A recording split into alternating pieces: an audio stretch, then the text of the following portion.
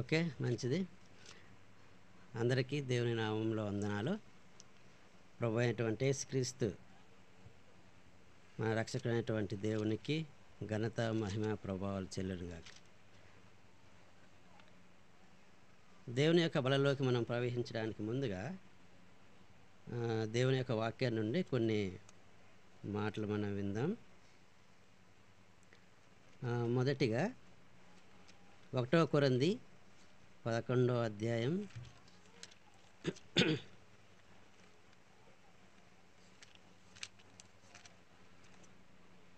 1 కొరింథీ 11:28 వచనం అందరం కలిసి చదువుకుందాం. కాబట్టి ప్రతి మనుష్యుడు తను తాను పరీక్షించుకొనవలెను, అలాగు చేసి ఆ రొట్టెను తిని ఆ పాత్ర నుండి త్రాగవలెను. అట్లాగనే మరి ఒకటి 2వ తిమోతి రాసినటువంటి 2వ పత్రిక 3వ అధ్యాయం 16-17 వచనాలు రెండు కలిసి ఉన్నాయి. ఇది చదువుకుందాం. దైవజనుడు సన్నద్ధుడై ప్రతి సత్కార్యమునకు పూర్ణంగా సిద్ధపడి యుండునట్లు దైవావేశం వలన కలిగిన ప్రతి లేఖనము ఉపదేశించుటకును, ఖండించుటకును, తప్పుదిద్దుటకును, నీతియందు శిక్ష చేయుటకును ప్రయోజనకరమై ఉన్నది. దేవుని యొక్క సన్నిధి కోసం మనం ప్రార్థించుకుందాం.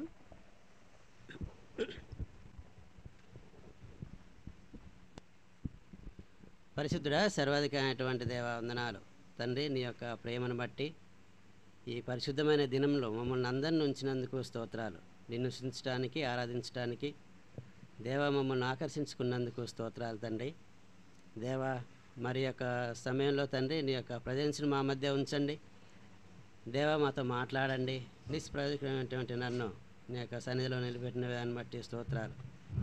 దేవా, మరి సమయం అంతా తండ్రి నీ యొక్క అధ్యక్షత జరగాలని యేసుక్రీస్తు నామములో ప్రార్థిస్తున్నాను తండ్రి, ఆమేన్.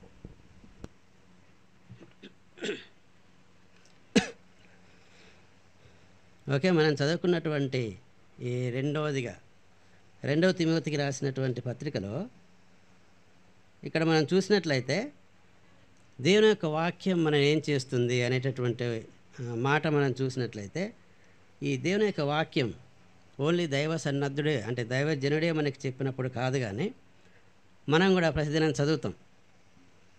అంటే మనకి డైరెక్ట్గా మనతో మాట్లాడుతుందన్నమాట. అంటే దేవుని యొక్క వాక్యాన్ని మనం చదువుతున్నప్పుడు ఈ దేవుని వాక్యం మనని ఏం చేస్తూ వస్తుందంటే మనకు అది ఉపదేశిస్తుంది. అట్లానే మనం ఏమైనా తప్పులు చేసినప్పుడు దాన్ని ఖండిస్తూ వస్తుంది. అట్లానే తప్పు దిద్దుతుంది.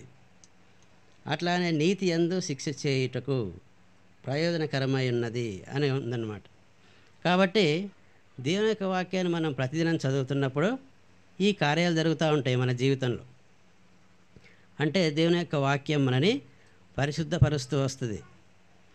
కాబట్టి మనం ప్రతిదినం దేవుని యొక్క వాక్యాన్ని మనం చదివినట్లయితే మనం దేవునికి దినదినం ఆయన దగ్గరగా చేరడానికి ఆస్కారం ఉంటుంది. కాబట్టి ఈ దినం మనం ఏం చేద్దామంటే దేవుని యొక్క వాక్యంలో మనకి చాలామంది భక్తులు ఉన్నారు.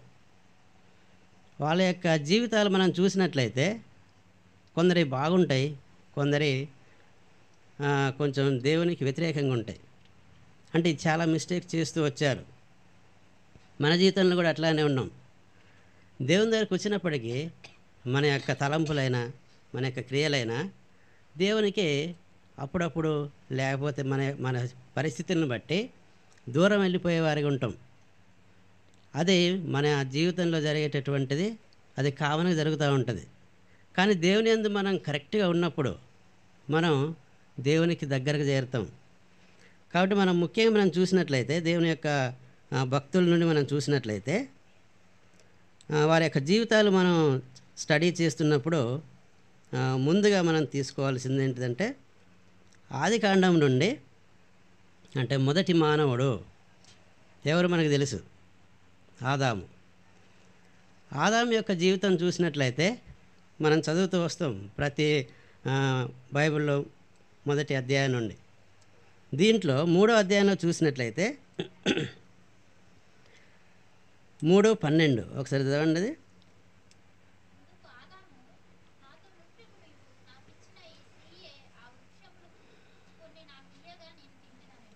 ఓకే, ఇక్కడ ఏముందంటే మనం ఆరాధనలో కూడా చూస్తూ వచ్చినాం, రెండు రకాలైనటువంటి ఫ్రూట్స్ ఉన్నాయని. ఒకటి జీవాన్ని ఇచ్చేటటువంటి ఫ్రూట్స్, అట్లానే మంచి చెడు ఇచ్చేటటువంటి ఫ్రూట్. ఇందులో అవ్వ ఏం చేసిందంటే ఆ చెడుని మంచినిచ్చేటటువంటి ఫ్రూట్ తీసుకొచ్చి తన భర్తకి ఇస్తుంది. ఇచ్చిన తర్వాత వాళ్ళకి ఏమవుతుంది, దేవుడు చెప్పినటువంటి వాగ్దానాన్ని మీరారు కాబట్టి వారి యొక్క జీవితంలోకి ఆ దిగంబరత్వం ఏంటిదో అట్లాగనే వాళ్ళేంటో అర్థమవుతుంది. అంటే మంచి చెడు అనేది వాళ్ళకి అర్థమవుతూ వస్తుంది. అంతకుముందు దేవునితో డైరెక్ట్ మాట్లాడేవాళ్ళు ఎప్పుడైతే ఆ పండు తిన్నారో వెళ్ళి చెట్టు చాటును దాగబడుతూ వచ్చారు. దేవుడు వచ్చిన తర్వాత ఎక్కడున్నారని అడిగాడు ఆదాముని. అప్పుడు ఆయన రిప్లై చేసినప్పుడు ఈ మాటలు మాట్లాడుతున్నాడు. ఏమని చెప్తున్నాడు అంటే 12వ వచనంలో చూసినట్లయితే, నాతో నుండుటకు నీవు నాకు ఇచ్చిన ఈ స్త్రీయే ఆ వృక్ష ఫలములు కొన్ని నాకు ఇయ్యగా నేను తింటినెను అనంది. అంటే ఆదాముకు తెలియదా అది? ఆ ఫ్రూట్స్ అనేటి రోజు చూస్తున్నాడు, అది మంచి చెడు ఇచ్చేటటువంటి ఫ్రూట్ అని, ఆ పండని. అవి ఇచ్చినప్పుడు మరి ఎందుకు తిన్నాడు ఆయన? చెప్పొచ్చు కదా ఇది మనం తినకూడదని. కానీ అలా చెప్పకుండా ఇప్పుడు తిన్న తర్వాత భార్య మీద ఏం చేస్తాడు, నిందేస్తాడు. ఏంటిది ఆయన మిస్టేక్ అంటే, నాకు ఇచ్చినటువంటి స్త్రీయే నన్ను తినమని చెప్పింది అని చెప్పింది. అంటే ఇక్కడ ఆదాము చేసినటువంటి మిస్టేక్ ఏంటిదంటే బ్లేమ్ చేస్తాడు తన వైఫ్ని, భార్యను బ్లేమ్ చేశాడు, అంటే నింద వేశాడు. నింద వేయాల్సి వచ్చిందనమాట. ఎందుకు? ఈయన తప్పు చేశాడు కాబట్టి. అంటే చేసింది ఆయనే, తనకు తానుగా రియాక్ట్ కాకుండా, అంటే తాను చేసినటువంటి తప్పుని కప్పించుకొని ఆమె మీద వేసిండు. అంటే నువ్వు నాకు ఇచ్చినటువంటి స్త్రీయే నాకు ఇచ్చింది కాబట్టి నేను తిన్నానని చెప్పాడు. అంటే ఇతరులని బ్లేమ్ చేయడం, అంటే ఇతరుల మీద నిందించడం ఇతరులని, అది చాలా తప్పు అన్నమాట. కాబట్టి ఆదాము యొక్క జీవితం నుండి మనం నేర్చుకోవాల్సింది ఏంటిదంటే, డోంట్ బ్లేమ్ అదర్స్. మన ఇతరులను మనం చేసిన దానికి వేరే వాళ్ళని నిందించొద్దు అని మనం నేర్చుకోవచ్చు. అక్కడ ఆదాముని ఆ కుటుంబానికి, అంటే వాళ్ళిద్దరు ఉన్నటువంటి ఆ కుటుంబంలో పెద్దవాని ఉంచిండు. అంటే ఆయనకి ఒక పొజిషన్ ఇచ్చాడు, నీవు మొత్తం ఏలాలి అని. కానీ ఈ భార్య తీసుకొచ్చినటువంటి ఆ ఫ్రూట్స్ తినొద్దని చెప్పడానికి బదులు తినేసాడు. కాబట్టి ఆయన చేసినటువంటి మిస్టేక్ అన్నమాట అది. కాబట్టి భార్యను నిందిస్తూ వచ్చాడు, ఆమెను బ్లేమ్ చేస్తూ వచ్చాడు. కాబట్టి మనం నేర్చుకోవాలి అది. అంటే మనం అలాంటి ఇతరులని మనం నిందించకూడదు అనేటటువంటి పాఠం నేర్చుకుంటూ రావాలి. అట్లానే మనం చూసినట్లయితే 9వ అధ్యాయానికి వచ్చినట్లయితే ఇక్కడ ఆదికాండంలో ఇక్కడ ఒక వ్యక్తిని మనం చూస్తాం. 9వ అధ్యాయం 20వ వచనం.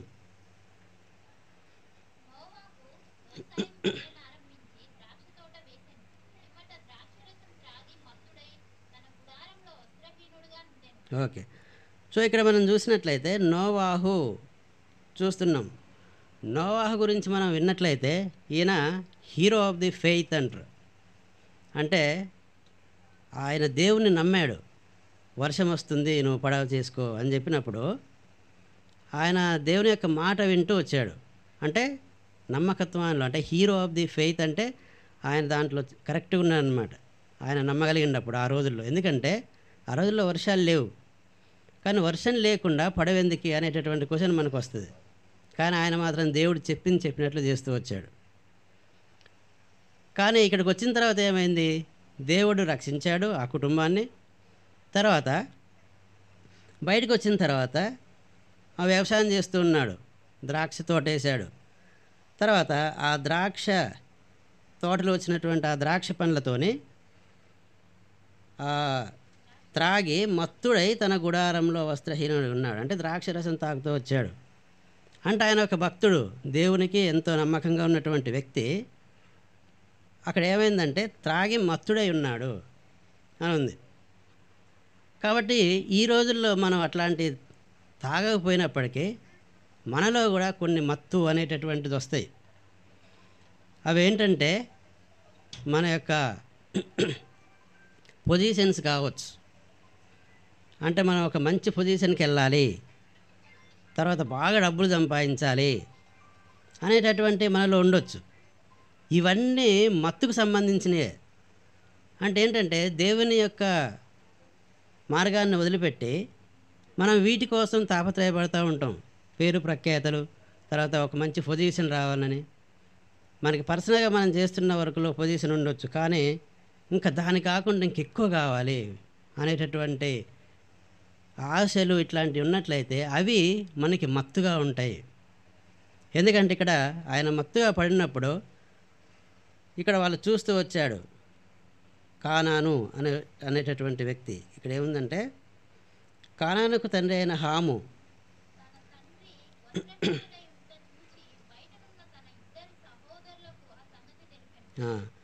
ఇక్కడ ముగ్గురికి తెలిసిపోయింది. అప్పుడు వాళ్ళు చేసినటువంటి కార్యం మనం చదువుతూ రావచ్చు. కానీ ఇక్కడ ఎవరు శపింపబడ్డారంటే కానాను శపింపబడిన వాడై తన సహోదరులకు దాసుడగును అని ఉంది ఇక్కడ. ఆయన మత్తుడై ఉండడం వల్ల ఇప్పుడు ఒక కుటుంబం ఆ యొక్క గోత్రం అనేది మొత్తం ఏమైందంటే శపింపబడినది అయింది. ఎందుకయిందంటే ఈయన మత్తుడై ఉండడం వల్ల. మిగతా ఇద్దరికి ఇతను దాసుడయ్యాడు. అట్లాగనే ఇంకా మనం చూసినట్లయితే ఈ నోవాహు ఆ కొడుకుల్ని అట్లానే నెక్స్ట్ వచ్చేటటువంటి తరాలని దేవునిలోకి నడిపించలేకపోయాడు. తర్వాత వాళ్ళలో చాలా వైరాలు వస్తూ వచ్చినాయి. అంటే ఆ పిల్లల్ని గాడ్లీనెస్ అంటే దైవ భక్తిలో పెంచలేకపోయాడు. కాబట్టి ఆయన చేసినటువంటిది మిస్టేక్ అన్నమాట. కాబట్టి దాని నుండి మనం పాఠం నేర్చుకోవాలి. అంటే మన యొక్క పిల్లల్ని మనం పెంచుతున్నాం. చిన్నపిల్లలుగా ఉన్నప్పుడు మన మాట వినకపోవచ్చు, కానీ వాళ్ళ రక్షణ పొందిన తర్వాత వాళ్ళ యొక్క లైఫ్ అనేది మనం చెప్పినట్లు వాళ్ళు వింటారు. రక్షణ లేనప్పుడు వాళ్ళకి ఏం అర్థం కాదు. కానీ నిజంగా దేవుని తెలుసుకుంటే మాత్రం వాళ్ళు కంపల్సరీ దేవుని యొక్క వాక్యానుసారంగా నిలబడతారు. కాబట్టి చిన్నప్పటి నుండి పిల్లల్ని పెంచేటటువంటి విషయంలో కూడా మనం చాలా జాగ్రత్తగా ఉండాలి. సో ఇది రెండోదిగా మనం నోహ గురించి చూస్తున్నాం. అట్లాగనే ఆదికాండంలోనే 16వ అధ్యాయానికి వచ్చినట్లయితే 16:2 ఎవరిని చూస్తున్నాం ఇక్కడ?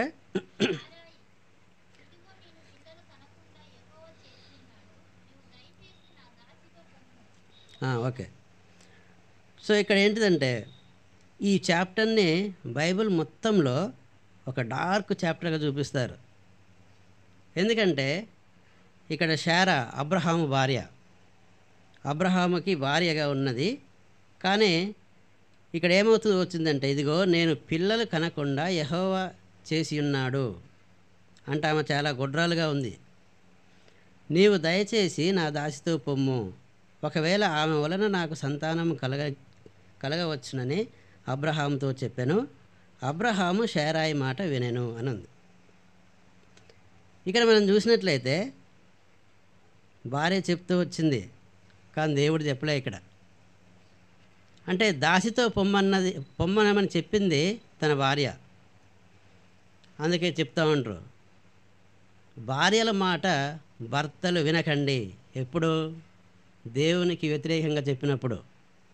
అంటే దేవుని యొక్క వాక్యానికి వ్యతిరేకంగా ఏమైనా కార్యాలు చెప్తే భర్తలు వినాల్సిన పని లేదు. కానీ దేవుని యొక్క వాక్యానుసారంగా చెప్పినప్పుడు వినాలి. ఇక్కడ ఏమని చెప్పిందంటే కొడుకు కోసం దాసిని తన భార్య దగ్గరకు పంపించింది. అంటే ఇక్కడ ఆయన వ్యభిచారం చేశాడు కదా.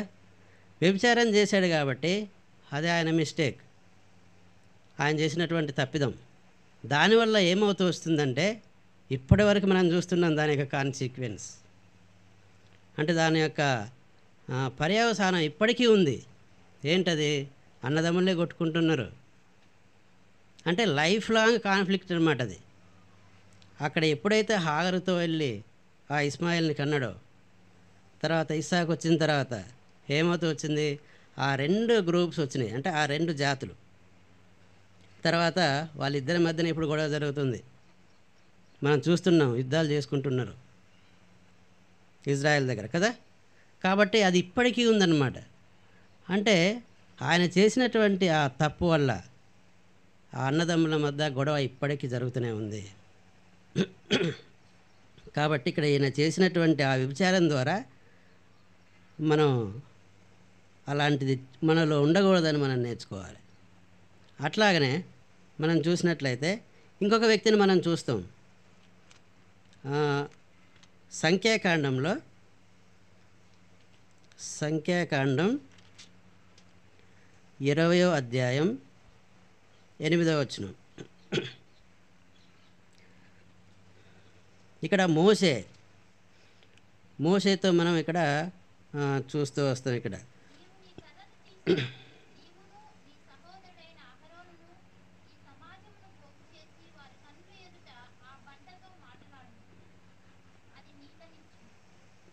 నెక్స్ట్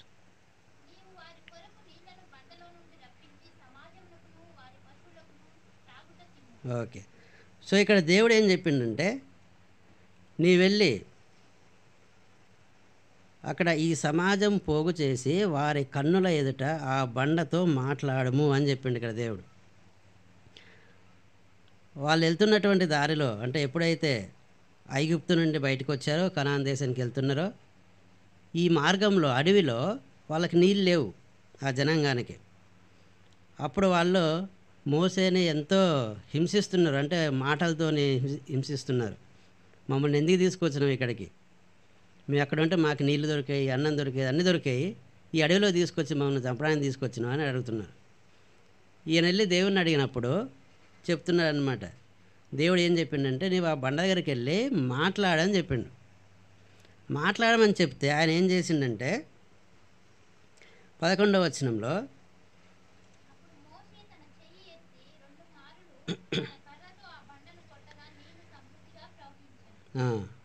అక్కడికి వెళ్ళిన తర్వాత మోసే ఏం చేసిండంటే 2 సార్లు ఆ బండను కొట్టాడట. కొట్టగా నీళ్లు సమృద్ధిగా ప్రవహించెను. అక్కడ దేవుడు మాట్లాడమని చెప్పిండు, కానీ ఇక్కడ 2 సార్లు కొట్టినా కూడా నీళ్ళు వచ్చినాయి. అది తన వాంటెడ్గా చేసిండు మోసే.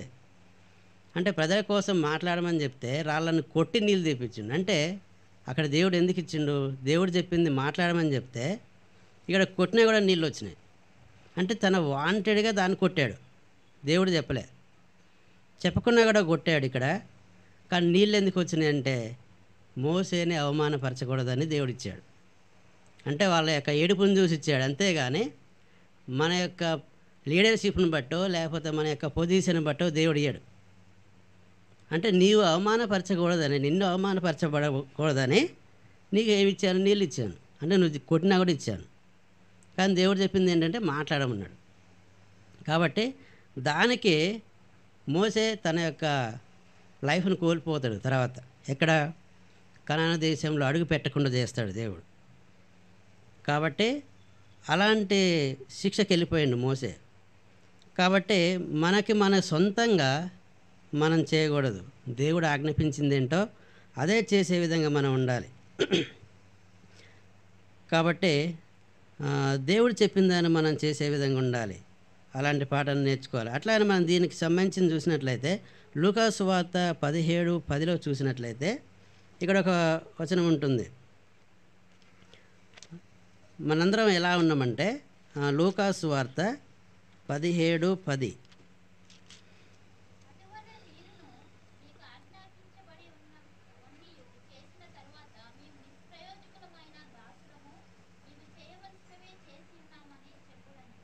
ఇక్కడ ఏమని చెప్తున్నాడంటే దేవుడు, దేవుని పనిలో మనం చేస్తున్నటువంటి ప్రతి పని చేస్తూ రావాలి. కానీ అది దేవుడు చేయమని చెప్పాడు కాబట్టి చేస్తూ రావాలి. కానీ మనమందరం నిష్ప్రయోజకమైనటువంటి దాసులమే. దేవునికి మనం నిష్ప్రయోజకమైనటువంటి దాసులుగా ఉంటున్నాం. అలా చెప్పండి అని చెప్తున్నాడు. కాబట్టి మనం దేవుని పనిలో ఉన్నప్పుడు మనం అట్లాంటి వాళ్ళమే, కానీ మనకి మన పొజిషన్ బట్టో లీడర్ని బట్టో రాదు.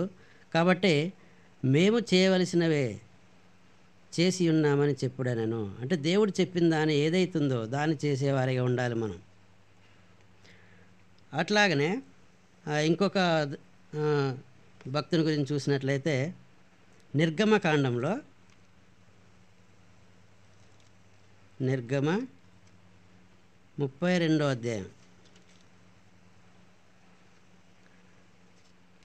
నిర్గమాకాండం 32వ అధ్యాయంలో అహరోను కనిపిస్తాడు. ఇక్కడ 4వ వచనం.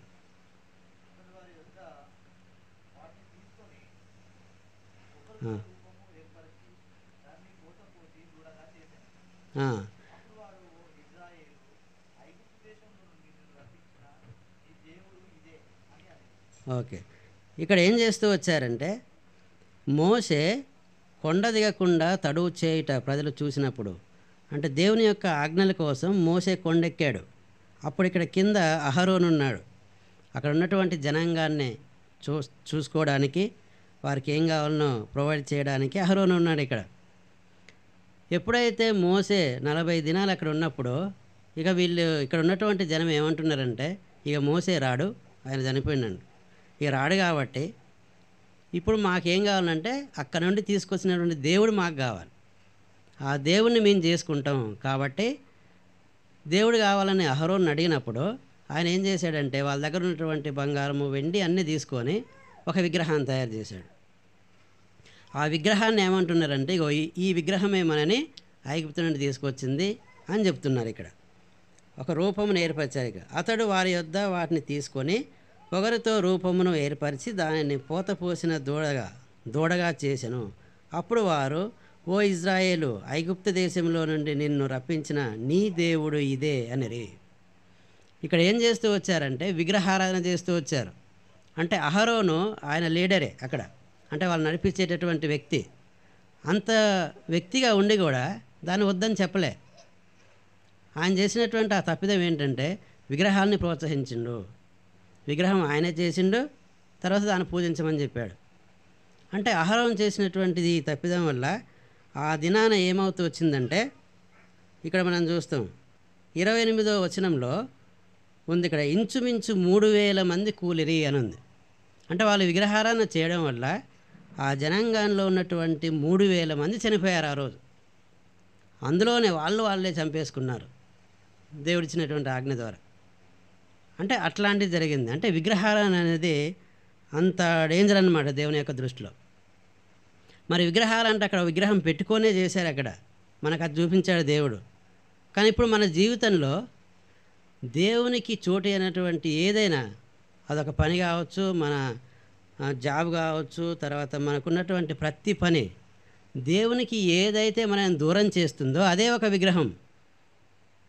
అంటే మనకి దేవునికి సమయం ఇవ్వకుండా మనం ఏదైతే చేస్తున్నటువంటి యాక్టివిటీస్లో ఏదైనా చేయని, అది దేవుని దగ్గరికి రానేయకుండా చూస్తుందంటే అదొక విగ్రహమే. అంటే మనం దేనైతే ఎక్కువగా ప్రేమిస్తున్నామో అది మన జీవితంలో విగ్రహంగా ఉంటుంది. కాబట్టి ముందుగా మనం దేవునికి ముందు ప్రిఫరెన్స్ ఇచ్చేవారిగా ఉండాలి. దేవునికి మనం ముందు ప్రిఫరెన్స్ ఇచ్చినట్లయితే మనకు ఆ విగ్రహారాధన నుండి మనం బయటకు వస్తాం. కాబట్టి ఈ అహరోను చేసినటువంటి ఆ విగ్రహారాధన వల్ల చాలామంది చనిపోయారు. అట్లాగనే యెహోషువ గ్రంథంలో చూసినట్లయితే, యెహోషువ గురించి మనం ఇక్కడ చూస్తాం. ద్వితీయోపదేశం కాండం తర్వాత ఉంటుంది యెహోషువ 9వ అధ్యాయంలో మనం చూసినట్లయితే, ఇక్కడ ఇది మనం చదవడానికి ఇదంతా కొంచెం టైం ఎక్కువ పడుతుంది కాబట్టి నేను కొంచెం చెప్తాను. ఇక్కడ ఏముంటుందంటే, గిబియోన్లో ఒక రాజ్యం ఉంటుంది, గిబియోను అనేటటువంటిది. దేవుడు ఏమని చెప్పిండంటే, మీ ఎదుట 24వ వచనం నేను చదువుతున్నాను.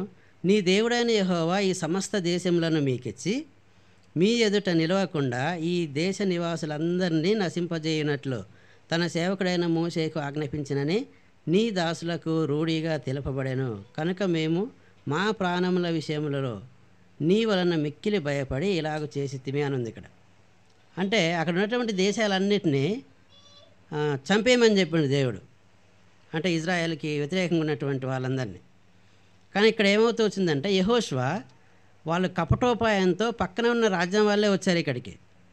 వచ్చిన తర్వాత ఏమని చెప్తున్నారంటే, ఈ 14-15వ వచనంలో చూసినట్లయితే, ఇజ్రాయేలు యెహోవా చేత సెలవు పొందకయే వారి ఆహారంలో కొంత పుచ్చుకొనగా, యెహోషువ వచ్చిన వారితో సమాధానపడి వారిని బ్రతకనిచ్చుటకు వారితో నిబంధన చేసెను, మరియు సమాజ ప్రధానులు వారితో ప్రమాణం చేసిరి అని ఉంది. అంటే వాళ్ళు వీళ్ళని చీట్ చేయడానికి వచ్చారు. అంటే ఏం చేస్తూ వచ్చిండ్రు, వాళ్ళ ప్రాణభయం పెట్టుకొని వచ్చి మమ్మల్ని రక్షించండి అని చెప్పకుండా మాతో కలిసిపోండి అని చెప్తూ వచ్చారు. అంటే మేము చాలా దూరం నుండి వచ్చినాం కాబట్టి అంటే వాళ్ళకి అన్నీ తెలుసు అన్నమాట. వీళ్ళు ఏ దేశానికి వెళ్ళినా కూడా వీళ్ళే గెలుస్తున్నారు కాబట్టి మమ్మల్ని కూడా చంపేస్తారు అని ముందే వచ్చి సమాధాన పడడానికి వచ్చారు. కానీ అది పక్క దేశం వాళ్ళే, పక్కనే ఉంటారు, పక్క రాజ్యమే. కానీ వాళ్ళు చీట్ చేస్తూ వచ్చినా కూడా ఇక్కడ యెహోషువ అది మొత్తం గ్రహించకుండా దేవునిపై ఆధారపడకుండా వెంటనే ఒప్పుకున్నాడు. అంటే there is no waiting for God. తనకు తానుగా నిర్ణయం తీసుకున్నాడు. ఇక్కడ తీసుకొని వాళ్ళని తన రాజ్యంలో కలుపుకున్నాడు. సో అదే ఆయన చేసినటువంటి మిస్టేక్ అనమాట. అంటే ఎప్పుడైతే అలా చేసిండో మళ్ళీ తర్వాత వీళ్ళకి వ్యతిరేకంగా వాళ్ళు తయారవుతారు. కాబట్టి ఈ గిబియోన్లు అనేటటువంటి సామ్రాజ్యం వాళ్ళు కపటోపాయం చేస్తూ వచ్చారనమాట. మనం చూస్తాం, ఇక్కడ 4వ వచనంలో ఉంది, వారు కపటోపాయం చేసి రాయబారమని వేషం వేసుకొని బయలుదేరి వచ్చారు అక్కడికి. కాబట్టి ఇక్కడ యెహోషువ చేసినటువంటి ఏంటిదంటే దేవునిపై ఆధారపడకుండా తనకు తానుగా నిర్ణయం తీసుకున్నాడు. కాబట్టి తర్వాత వాళ్ళ రాజ్యంలో నష్టం జరుగుతూ వస్తుందన్నమాట. కాబట్టి దేవుని అధికారం లేకుండా, అంటే దేవునికి మనం ప్రార్థన చేయకుండా వేరే పనులు ఏమీ చేయకూడదు, అంటే వెయిట్ చేయాలి. అట్లా మనం ఒక్కొక్క భక్తుల గురించి చూసినప్పుడు మరి ఇంకొక వ్యక్తిని చూద్దాం. ఇక్కడ సౌలు గురించి మన అందరికీ తెలుసు. ఎవరు సౌలు అంటే ఇజ్రాయేల్ వాళ్ళకి మొదటి రాజు కదా, మొదటి కింగ్ అనమాట. ఆయన దేవుడు నిర్ణయించాడు. 1వ సమూయేలులో 15వ అధ్యాయం మనం చూసినట్లయితే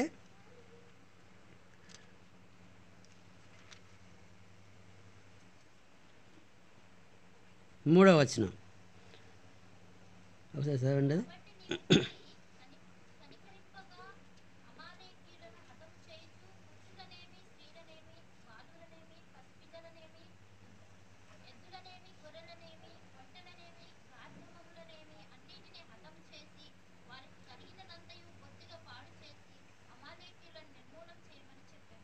ఓకే. సో ఇక్కడ దేవుని యొక్క ఆజ్ఞ ప్రకారం వాళ్ళు ఏం చేయాలంటే ఆ రాజ్యంలో ఉన్నటువంటి ప్రతి ఒక్కరిని, పురుషులనైనా స్త్రీలనైనా, బాలురు, పిల్లలు, ఎద్దులు, గొర్రెలు, ఒంటెలు, గాడిదలు, వీటన్నింటిని హతం చేయమని చెప్పిండు. కానీ వాళ్ళు చేసినటువంటి పని ఏంటిదంటే ఇక్కడ 8వ వచనంలో చూసినట్లయితే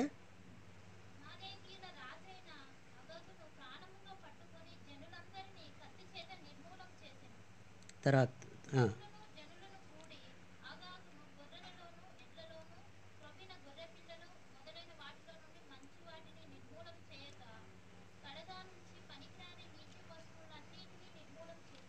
ఓకే.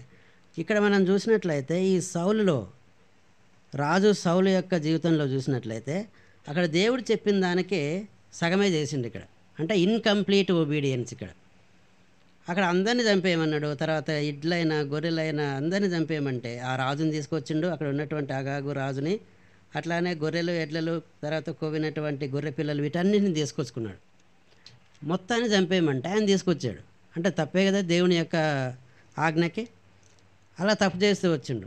తర్వాత ఏమవుతుందంటే దేవుడు ఆయన రాజ్యాన్ని తీసేస్తూ వచ్చాడు. అంటే ఇన్కంప్లీట్ ఒబీడియన్స్. అంటే ఆయన దేవుణ్ణి ఆయన మొత్తం నమ్మలేదన్నమాట. దేవుని యొక్క ఆజ్ఞని మనం చేయడమే చాలా శ్రేష్టము అని చెప్తున్నాడు. ఇక్కడ 22వ వచనంలో చూసినట్టయితే చివరకుంది, బలులు అర్పించుట కంటే ఆజ్ఞను గైకొనుటయో, పొట్టేళ్ల క్రొవ్వు అర్పించుట కంటే మాట వినుటయో శ్రేష్టము అనుంది. అంటే దేవుని యొక్క ఆజ్ఞ వినడం, ఆయన యొక్క మాట వినడం ఎంతో శ్రేష్టమైనది. అంతేగాని మనం సగం సగం దేవుని యందు నమ్మిక ఉంచకూడదన్నమాట. కాబట్టి సౌలు చేసినటువంటి మిస్టేక్ అనేది ఇన్కంప్లీట్ ఒబీడియన్స్. ఆయన పూర్తిగా దేవుని నమ్మలేదు. అట్లాగే మనం చూసినట్లయితే సౌలు తర్వాత వచ్చేటటువంటి రాజు ఎవరు? దావీదు. ఈ దావీదు విషయంలో మనం చూసినట్లయితే 2వ సమూయేలులో రెండవ సమూయేలు 11వ అధ్యాయంలో మనం చూసినట్లయితే ఇక్కడ దావీదు మనం చూసినట్లయితే ఆయన ఆత్మానుసారుడు కదా, దేవునికి ఆత్మానుసారుడు అంటే ఆయనకి కంప్లీట్గా దేవునికి ఒప్పుకున్నటువంటి వ్యక్తి అన్నమాట. కానీ దావీదులో కూడా మనం ఒక తప్పిదం మనం చూస్తూ వచ్చాం. అదే అడల్టరీ, బత్షెబాని తన భార్యగా చేసుకుంటూ వచ్చాడు. అట్లాగనే బత్షెబా యొక్క భర్తని ఊరియా ఆయన చంపేశాడు.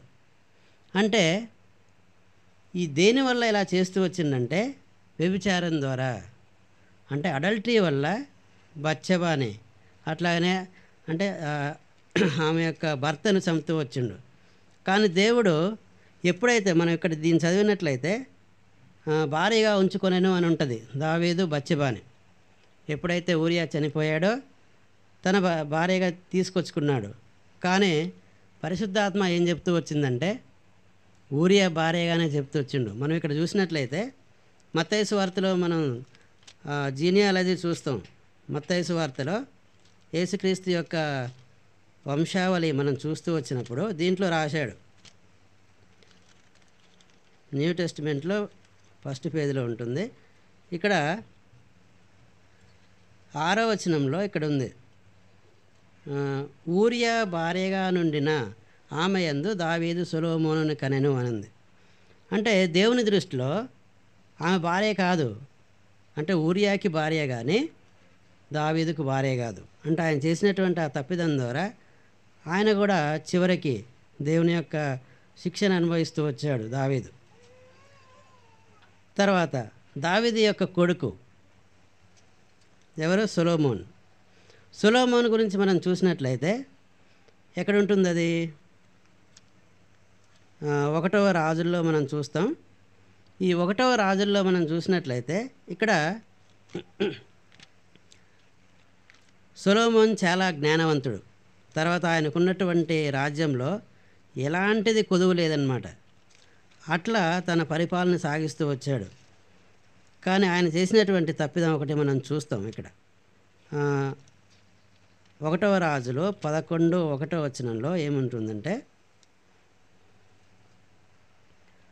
11:1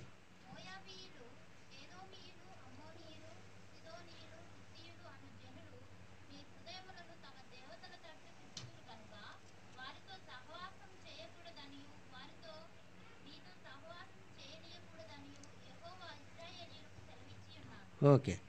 నెక్స్ట్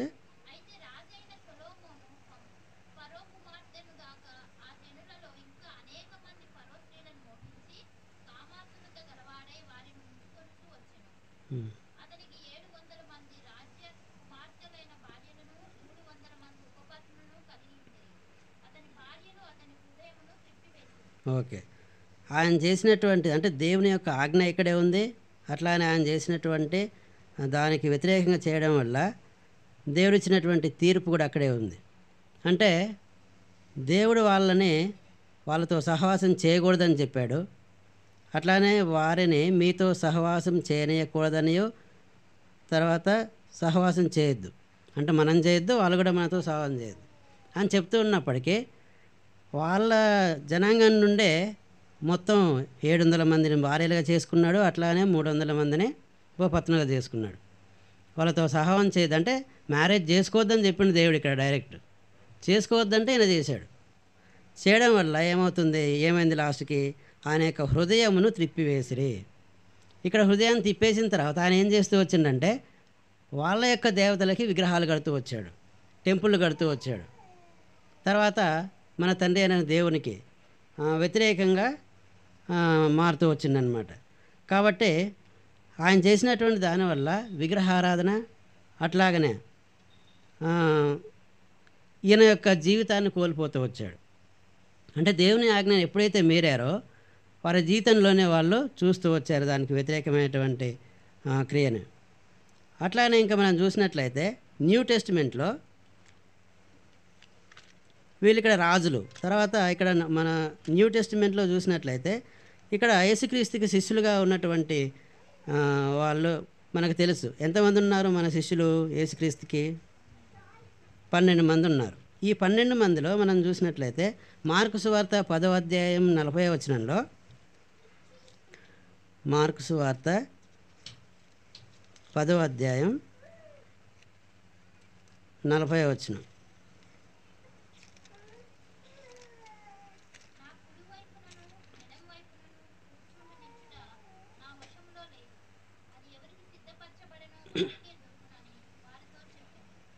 ఇక్కడ ఏముందంటే, ఇక్కడ యోహాను తర్వాత యాకోబు 39 అప్పుడు యేసు, అది కాదు పైన ఉంటుంది 35వ వచనంలో, జెబెదయి కుమారులైన యాకోబును యోహానును ఇప్పుడు అడుగుతున్నారు.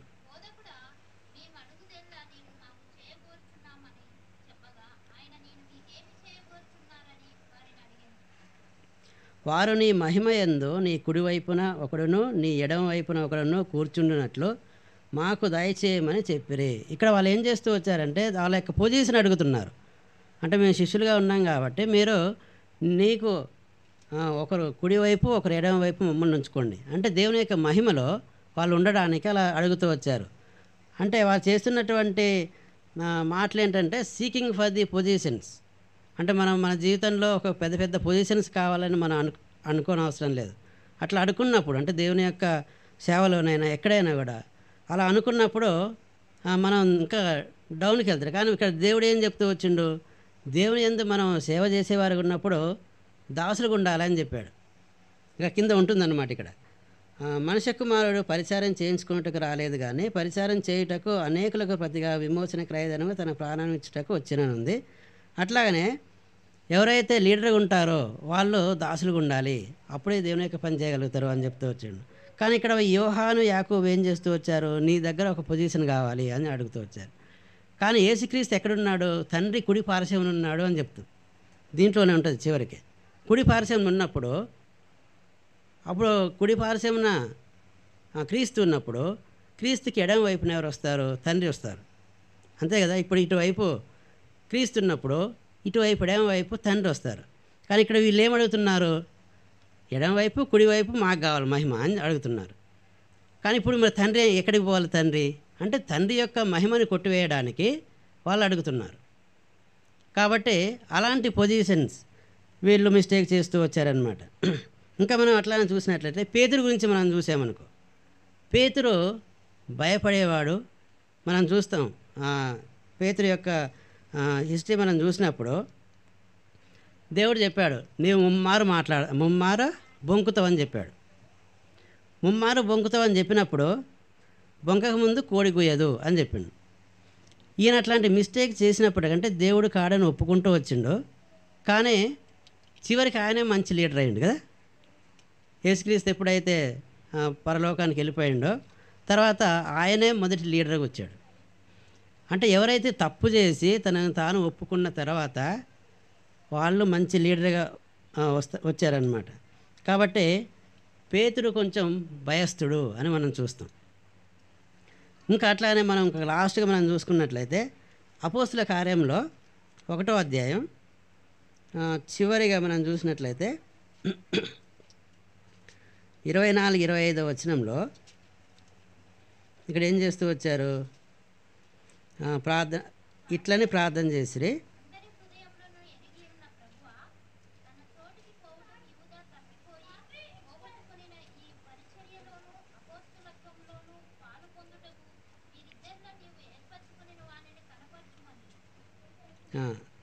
అంతటా వారు వీరిని గూర్చి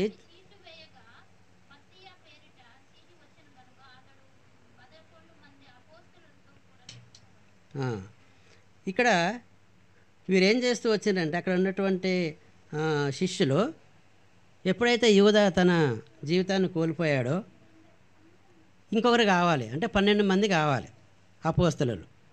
వీరి కోసం ఏం చేశారంటే వీళ్ళు దేవుణ్ణి అడగకుండానే వీళ్ళు చీట్లు వేశారు. దేవుణ్ణి అడగలే కానీ చీట్లు వేసి మత్తయిని ఎంచుకున్నారు.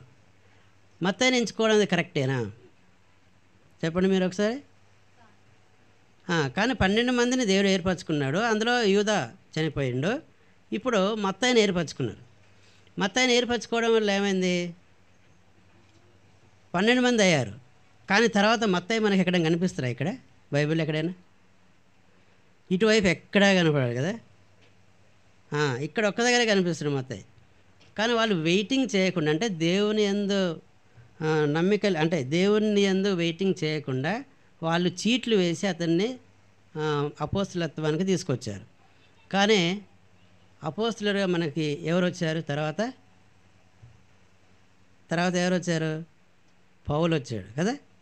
అపోజిట్ అయినటువంటి పౌలు అని మనం దీంట్లో మనం అన్నీ చూడొచ్చు. మనం ప్రతి రాసినటువంటి టెక్స్ట్లో యేసుక్రీస్తుకి అపోజిట్ అయినటువంటి పౌలను అని చెప్తాడు. ఇప్పుడు ఎంతమంది అయ్యారు? 13 మంది అయ్యారు. అంటే 12 మంచిదే, అట్లానే 13 ఇంకా మంచిది కదా. మనకి పౌలు ఎప్పుడైతే ఆయన రక్షణ పొందాడో ఇవన్నీ మనకి ఈ 14 లెటర్స్ వచ్చినాయి ఇటువైపు. వీటి ద్వారా మనకి క్రీస్తు అంటే ఏంటిది మనకి వివరిస్తూ వచ్చాడు. కాబట్టి మనం ఈ భక్తులందరి గురించి మనం చూస్తున్నప్పుడు, వారి యొక్క తప్పిదాలు మనం చూసినప్పుడు అవి మనం చేయకూడదు అనేటటువంటి నిశ్చయితలోకి మనం రావాలి. దీంట్లో మనం ఎక్కువగా చూసింది ఏంటిదంటే విగ్రహారాధన, తర్వాత అడల్టరీ, వ్యభిచారము, తర్వాత దేవుని యందు వెయిటింగ్ చేయకుండా మనం తీసుకునేటటువంటి నిర్ణయాలు, వీటన్నింటి పట్ల మనం చూసినట్లయితే వాటిని మన జీవితంలో మనం తీసేసుకునే వారికి ఉండాలి. మనం కొరింథీయులకు రాసినటువంటి పత్రికలో మనం చూసినటువంటి ఆ వచనాన్ని ఏముంది? కాబట్టి ప్రతి మనుషుడు తనను తాను పరీక్షించుకొనవలెను అనుంది. పరీక్షించుకోవడం అంటే మన పక్క వాళ్ళతో లేకపోతే మన యొక్క పాస్టర్లతో పరీక్షించుకోవడం కాదు. ఆ పరీక్షించుకోవడం అంటే సపోజ్ మన దగ్గరలో ఉన్న వాళ్ళతో మనం పోల్చినప్పుడు ఆయన ఏదైనా తప్పు చేస్తే నేను అది చేయట్లేదు కాబట్టి నేను మంచోన్నే అనేటటువంటి నిశ్చయితకి మనం రావద్దు. మన పక్క వాళ్ళు మనం అందరం ఒకటే. ఇక్కడ రోమాలో ఉంటుంది, రోమిలికి రాసిన పత్రికలో, భూమి మీద నీతిమంతుడు లేడు, ఒక్కడు లేడని ఉంది. కాబట్టి ఎవరితోని మనం పరీక్షించుకోవాలంటే యేసుక్రీస్తుని మనం ముందు పెట్టుకోవాలి. యేసుక్రీస్తుని ముందు పెట్టుకున్నప్పుడు ఆయనకి మనకి ఉన్నటువంటి ఆ దగ్గర సంబంధమా దూరం సంబంధమా చూసుకోవాలి. ఆయనతో మనం పోల్చుకున్నప్పుడు మనం ప్రతిదినం ఆయన దగ్గరికి వెళ్తున్నామా, దినదినం మన యొక్క జీవితంలో ప్యూరిటీ వస్తున్నదా, అంటే యేసుక్రీస్తు లాగా మనం జీవిస్తున్నామా? పౌలు చెప్తూ వచ్చిండు కదా ఇక్కడ, నేను క్రీస్తుని పోలి నడుచుకున్న ప్రకారం మీరు నన్ను పోలి నడుచుకోండి అని చెప్పిండు. అంటే దినదినం మనం క్రీస్తుకి దగ్గర కావాలి, కానీ మన పక్క వాళ్ళతో కాదు. కాబట్టి మనం యేసుక్రీస్తుతో మనం పరీక్షించుకోవాలి. మన లైఫ్ అనేది ఎట్లుంది, ఆయన జీవితం లాగుందా, ఆయన చెప్పినటువంటి మాటల ప్రకారం ఉందా, వీటన్నింటిని మనం పరీక్షించుకొని మనలో ఏమైనా తప్పులుంటే దేవుణ్ణి అడిగి తర్వాత అట్లాంటి వాటికి మనం వెళ్ళమని మనం నిర్ణయించుకున్నట్లయితే